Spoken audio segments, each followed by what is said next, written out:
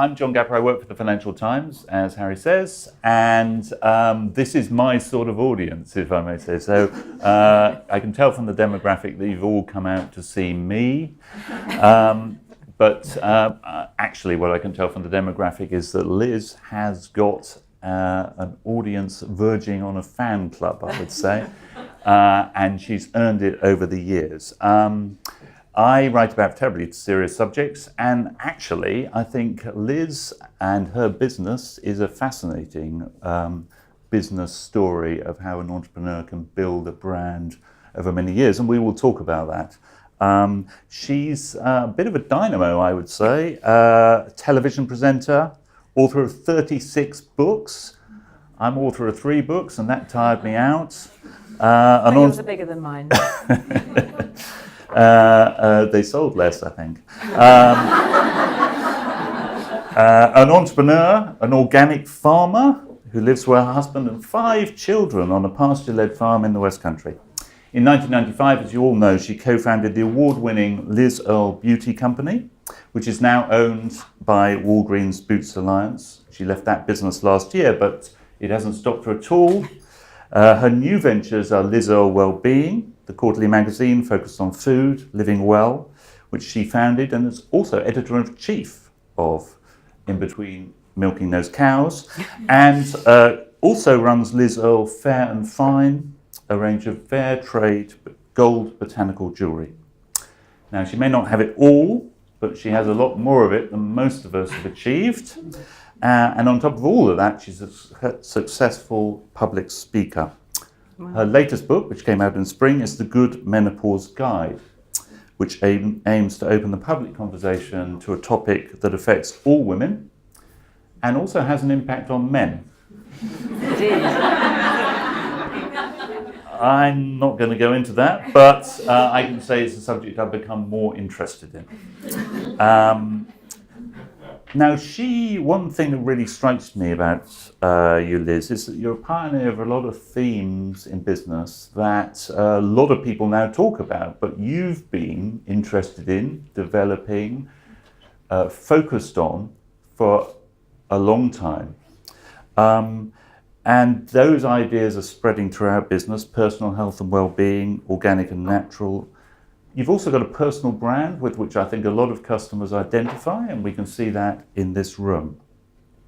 So just tell us, you seem to have an awful lot of energy. Where does that come from? Well, I think it comes from passion. I think it's, as a founder and an entrepreneur, going back, more than I started my career more than 30 years ago, as a very small child, obviously. You have to be totally authentic and true to what you do, because I think that's the only thing that's going to sustain you. And I grew up, my father was in the Navy, he travelled a lot, he was at sea, and when he came home, his refuge was the garden, and that was his point of contact, literally, with dry land. And so I would hang out with him, and he's a very practical man, and he loved planting plants that do things.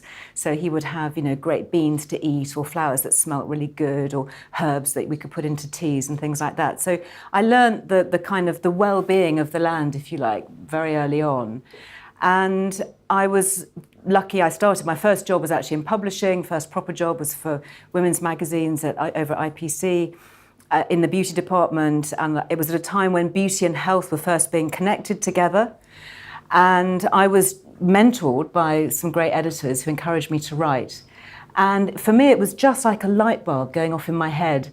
And it was a way of connecting with natural things. Back in the day, but when nobody asked you how green you were, green was a colour on a shade chart. It wasn't a political statement or a way of living. Nobody asked me about my carbon footprint or whether something was sustainable. But I just developed that area because instinctively, intuitively, it felt like the right way to be, to get the best for the body. And I think when you're creating brands, you need to create great products that people truly, genuinely love, because that's how you build a great brand. It's all about the product, the strength, the quality of the product. And another word that I'd use for you is ambition. And I mean that in a good way. The ambition not just to develop what you're doing at the moment, but spread into different businesses, not to be satisfied with being a television presenter, but to be an author, to be a farmer, to be all these different things. Now, any one of these, I think, would exhaust us. But why is it that you've always pushed forward into different fields? I think it's hard to put a finger on the different things that I do, but I think above all else, I see myself as a communicator. So whether that's on television, whether it's in magazines, whether it's in books, I have podcasts now and do all the sort of new things on social media, which is, I love. Some bits of it, not great on Twitter, it's a bit shouty, but I love Instagram because it's much prettier. So I think it's about conveying a message. And I have a strong sense of social justice, and I started a charity which campaigns for various disadvantaged communities, and I think that goes through all levels of society. You know, I do have 5 kids of different ages. There's a 20-year span, actually. My eldest is 28 nearly, and my youngest is 8. So I've seen them grow up over the decades and how society has changed and the pressures and what they need. And as a mother, I want them to develop and be the best that they can be. And for my girlfriends and for my mother and the rest of my extended family, I want them to have the best information.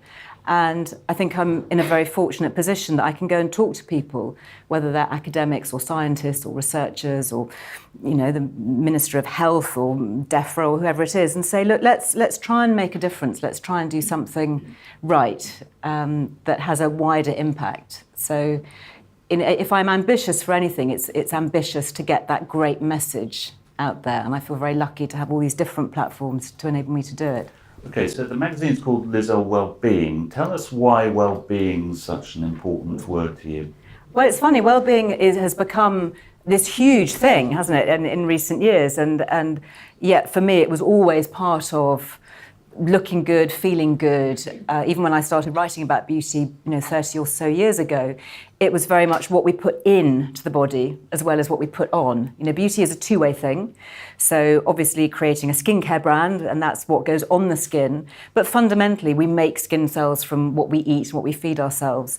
And actually, I'm filming something for Countryfile in a couple of weeks' time, and I was looking back at my earlier work with the BBC, and I did a series called Eat Yourself Beautiful. And that was 25 years ago. And I talk about things like cabbage, and now we talk about kale. And I talk about juicing, and now we talk about alkaline plant-based nut milks or whatever. But it's very similar, but it's just called different things.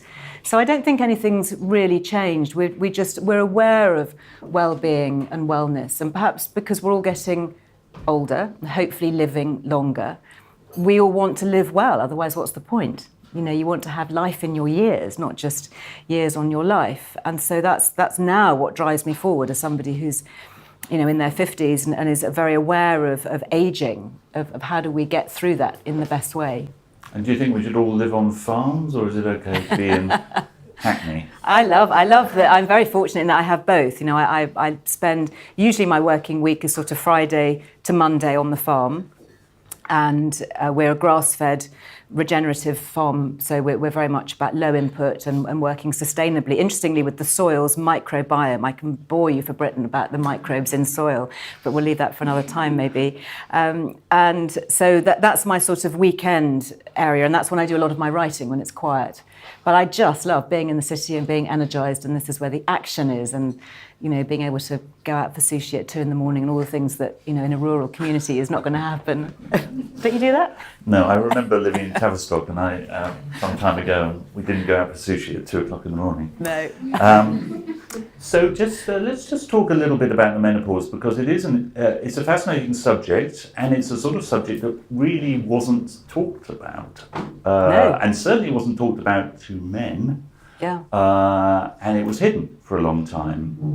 And one thing, talking to my wife, talking to my wife's friends, it's a subject that's much more openly discussed. And it absolutely needs to be, and I'm now actually working at government level with some MPs who are tabling various motions to have it potentially added into the Equalities Act and all sorts of things. When you think about it, every single woman, if she lives long enough, will have menopause. Not every single woman will have a baby, and yet we're surrounded by information and support groups, postnatal care, prenatal classes, postnatal depression, all of this, which is really good. But there is this deafening silence when you get to your sort of late 40s and you were onwards. sort of expected to go away and shut up, weren't you? And it was, even now, people are very, worried about, about talking about it, because if you're associated with it, you're automatically consigned to being that older person who's perhaps past it, a bit tetchy, slightly losing your marbles, and Not that's my wife, of course. She's never touched. well, as our estrogen dips, and it does happen to guys too with testosterone, but it doesn't have quite such a profound effect. But it is something that we really need to talk about and be aware of, because there's so much that we can do to help. And I didn't ever really have a particularly bad menopause, because I had a very late surprise baby when I was 47, nearly 48. My mother calls him my autumn leaf, and he certainly fell from some tree, not quite where I was expecting him to, but anyway, a blessing, obviously, a happy blessing. Not a mixed blessing. Well, sometimes, getting to that stage. So my hormones were all over the place. So personally, for me, my own journey is quite hard to say exactly, what point I got affected. But because I write about these things, I was actually updating an earlier book that I wrote about nearly 20 years ago, a little tiny book on menopause. And when I came to update it, I realised that all the information that we had 20 years ago was wrong. And all the studies, for example, linking HRT to breast cancer are completely, have been misinterpreted, and the authors of those studies have since apologised. And, this actually, when you look at the business world, has a huge repercussion.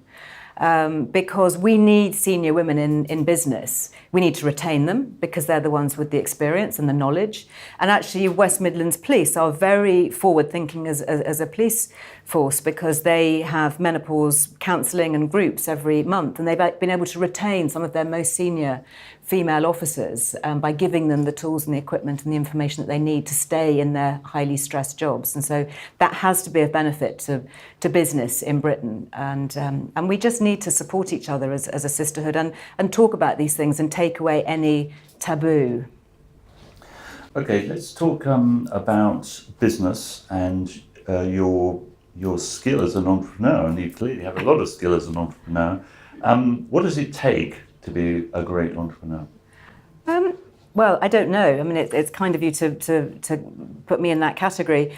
I think what I've only ever sought to do is to make great things that work for people at an affordable price with great service. So I think that those are the three kind of pillars that you have. You have to have a great product. There is, if you don't have a great product, then you just need to go home, because it's just not going to work. No amount of marketing, especially these days when everything is so transparent and so traceable. And you need to have that authenticity, absolutely, right the way through you, written through you like a stick of rock.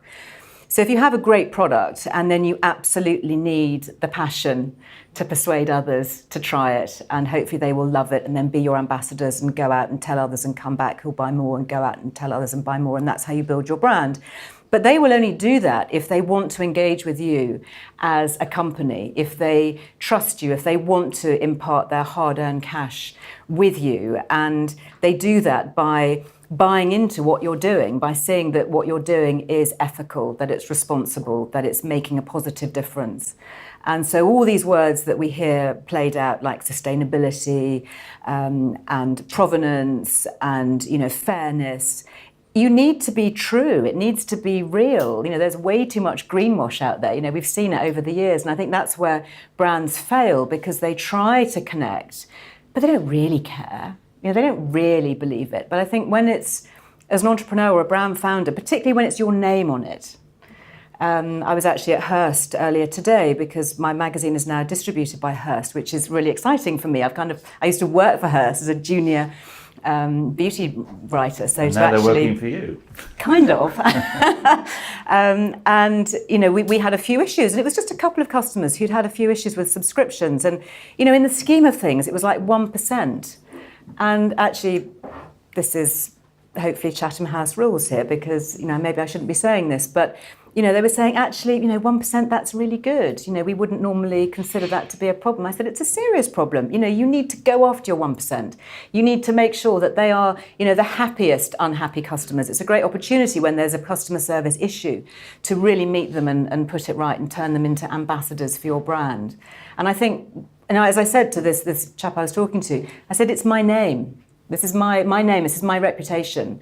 And that, if you don't make a happy customer, they'll go, yeah, well, that Liz Earle, she couldn't even send me her magazine.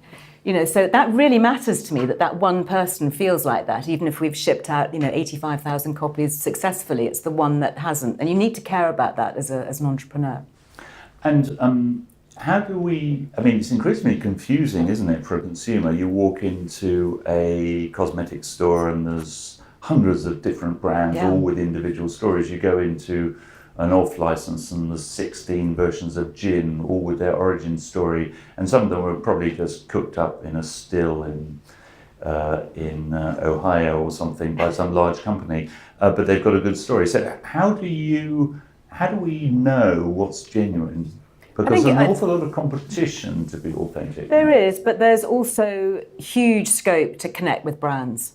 And I think this is where brands have a huge opportunity if they get it right, particularly with digital strategy and being multimedia, multi-platform.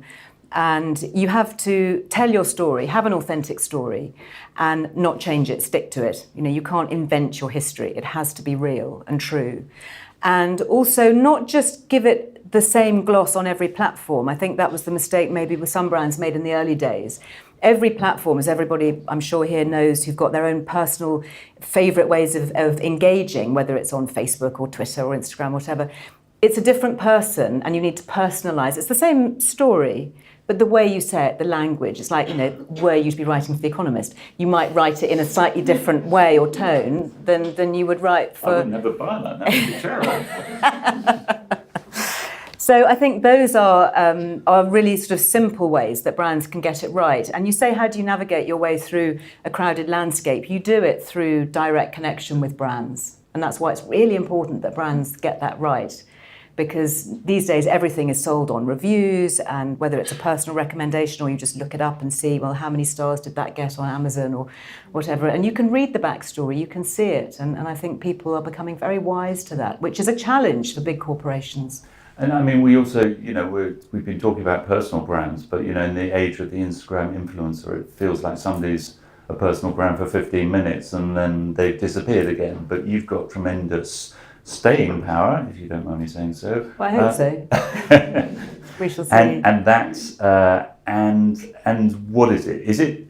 Do people in this room respond to that because they feel they know you, or because of the way you behave, or the way you treat your brands? What are the mistakes you can make that make consumers lose faith with you? I think you've got to be really careful who you connect with. I'm asked to do a lot of different things, and I think it must be very tempting, if you are a so-called influencer, just to take endless paychecks. But I think people then get very tired. There's this fatigue of seeing paid partnership with X, you just sort of flick over it because it loses its value. So I think you need to be resistant to that and have the courage to just sort of stick it out and have very few but very good collaborations with people.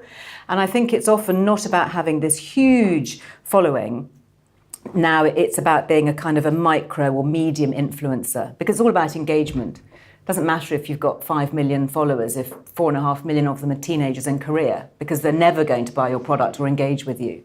You need to have very high rates of engagement. So on Instagram, I try and reply to almost everything personally. I'm not sure, my team keeps saying, you're not going to be able to continue. But, for the moment, that's what I really do try and do, because if somebody's leaving a comment and reading through it, that is part of the business plan. I think it's part of how you build into a business. It's not just an adjunct. It's actually, your head of social media is a key player in any brand. You talked about the sort of Twitter briefly and social media. Now, we've seen social media as a great area for spreading brand knowledge, for people getting to know you, but it can also be incredibly risky. People flame out. they Don't say the tweet wrong after a thing. glass of wine. I mean, that is... Yeah, what are your My rules? husband says, put the phone down. He sees me at 9 o'clock in the evening. Just step away from the phone. Just put it down. I think you have to be really careful, obviously. But it's hard. It's a hard balancing act to be a genuine person who says things that they mean and act spontaneously, and careful at the same time that you don't say the wrong thing. It is a tricky one. And I think what I like, actually, I mean, there's a lot I don't like about social media, but I think what is good is you can be authentic, you can be yourself. I've lost count of the number of times that, I've been misquoted in, dreaded Daily Mail or whatever. And actually, it doesn't matter so much now because I can respond and actually say, do you know what, I didn't actually say that, or that was the wrong emphasis, or it was taken out of context. So I think you just have to embrace the positive side of it. I think the worry, obviously, is looking at our teens, our young people, and even older ones as well, looking at mental health. I wrote a book about gut health, which was really profoundly interesting, linking the gut and the brain and how we can protect mental health by improving our microbes. And so I feed my kids when they're getting stressed out on Instagram. I feed them kefir and live yogurt and things to help improve the brain. And it's you should try it. It's really good stuff. I'm not suggesting you're stressed out by your Instagram. No, I mean my 17-year-old, when I went out, she said, Dad, what time are you coming back? And I Was she anxious? Well, yes. And then I said, Rachel, why do you want to know what time I'm coming back? Because it's just like, you don't normally care. So I was like, now I'm all worried. You're worried that she's worried? I'm worried that she's worried, yeah. That she actually wants to speak to me, and that's trouble. But it is a very anxious making time. And I think coming back to the world of well-being, if we can find simple things like having a glass of kefir in the morning, that is actually going to improve our mental health or improve our immunity and make us sharper at work, if we're going to look at our hormones and make us better able to cope with the stresses of work or better team players or whatever, that has to be good for everything. It's good for personal relationships, it's good for our communities, it's good for business, it's good for the world at large, it's good for family life. Why would you not want to do that if you were someone like me? Yeah, actually, she made me some porridge this morning, so she's a wonderful child. Let's just talk about, you mentioned your team. Now, for a lot of founders, a lot of entrepreneurs, there's quite a difficult relationship with professional managers. People, when your brand grows, when your company grows, you need to get in the professionals. But the professionals are professionals. They don't feel it the same way you do. Yeah. How do you manage your business, and how do you manage the relations with those people you need to build it, but they aren't Liz Earle? Well, I'm very keenly aware of what I can't do. I don't have maths O-level as it was back then. I find it quite hard, and I have a very short attention span when it comes to numbers. I'm okay with words, but numbers don't really do it for me. So I've learned over the years to surround myself with very financially astute people. But being financially aware but not financially driven, I think, is the real thing. I'm driven by happy customers and great products, not necessarily, are we increasing, our yield or our profits? Because I think that follows if you have a successful, good, strong business. The financials, to a certain extent, not always, but to a certain extent, will look after themselves.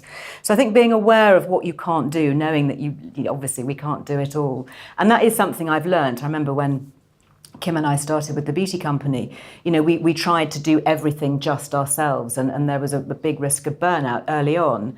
And I think now, because I'm going back into the business world, for a second and a third time, I've definitely learned to be more reliant, to be careful. Actually, coming back to gut health, there is this reason why we call something a gut instinct, because our microbes, we have neurotransmitters in our gut that talk to the brain. And you know how you get an instinct, that just sudden flash when you meet somebody or you're in a situation, and instinctively, and then your rational brain takes over and you start to process it. But it's often that first instinct that tells you whether somebody is going to be right. And I tell you, I've ignored it sometimes, and it's cost me. Because I've tried to say, no, don't be stupid. She's great, she's got all the right qualifications, it's going to be a great fit. And it's been a disaster. So, I now know that yes, of course, you have to look at things carefully, but that first instinct gives you a little clue. So having a great team, and I remember talking to It was a big airline, big German national airline, who I won't name, but you obviously will know from that. But with my son, who wanted to become a commercial airline pilot, and he didn't. He's now working in the city, but at the one time he wanted to be a commercial airline pilot. And I met with the guys. They had an open day, and I said, "What do you look for in your pilots? What planes do they need to fly? What kind of simulators do they need to be trained on?" And this guy said, "Oh, we don't need them to fly a plane." I said, no, he's going to be a pilot. I was thinking maybe he misheard me. Is he going to be like, I don't know, ground staff or something? And he said, no, we need to know how they think, because we can teach anyone to fly a plane, but we can't teach them how to think. And that really stuck with me. And now if you look at my team, they've all got lots of different talents, and they are all hugely capable, interesting people, but they all think in the way, they all care about the things that I care about. And they may not necessarily have the same skills when they start. I can teach them how to do certain things, but I can't teach them their state of mind, how to think.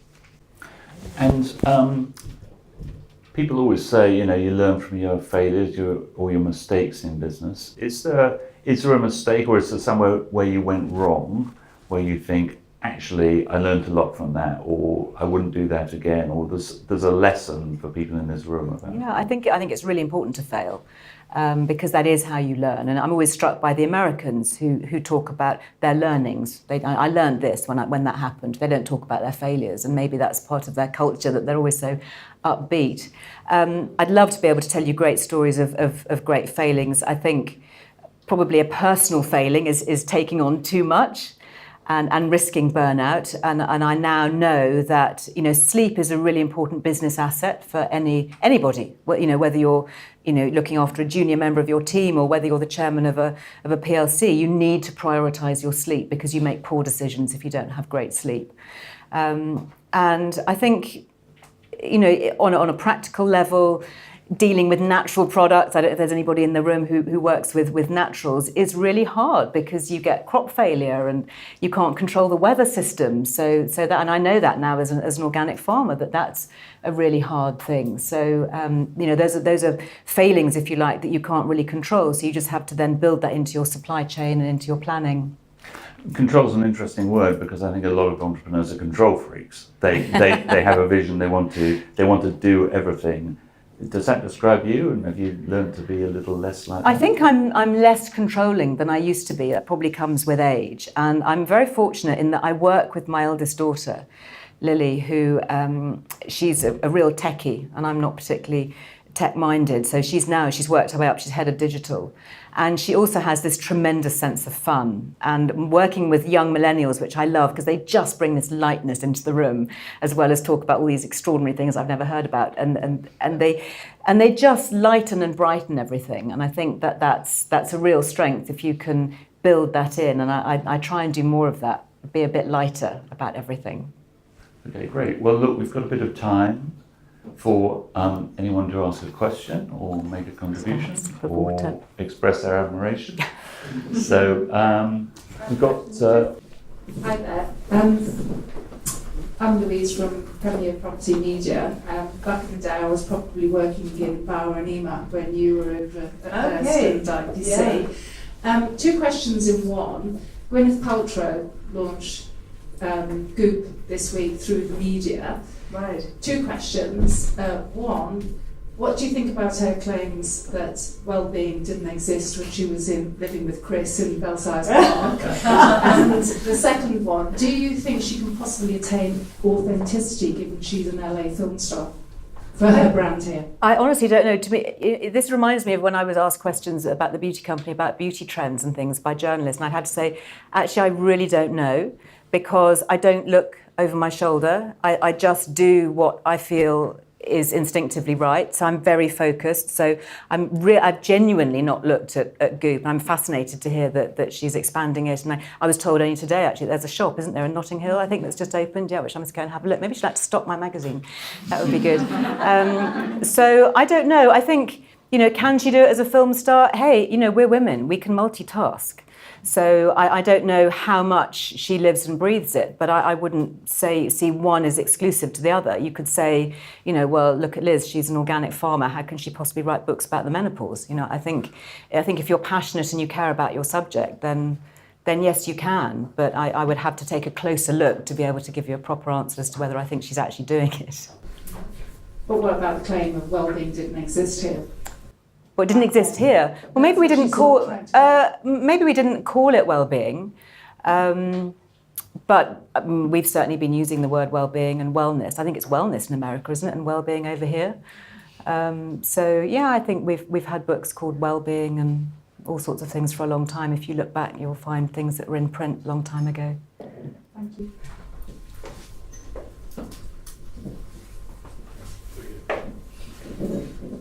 Hello, I'm a new mum, and as a mum of one, I'm slightly terrified about going back to work and how that's going to balance out. Yeah. As a mother of 5, do you have any tips of how I can balance everything? Well, I was really lucky. I used to have great au pairs. I don't anymore, but that was, they were my lifeline. And my mum, who lived really nearby. I mean, you just grab every offer of help. And actually, I find it much easier now with social media. Not just social media, but apps.